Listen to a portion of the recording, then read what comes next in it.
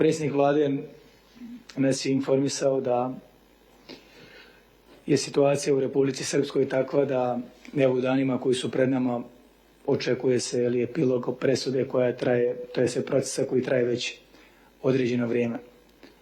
Ono što je za mene kao gradonačelnika bilo ovdje važno da pitam u slučaju nekih odluka potencijalnih jeste da li one važe, i to sam iskazao u diskusiji koju sam imao, da li one važe za sve naše borce, za sve one heroje, sve one ljude koji već godinama i decenijama su upravo pred istim tim sudom.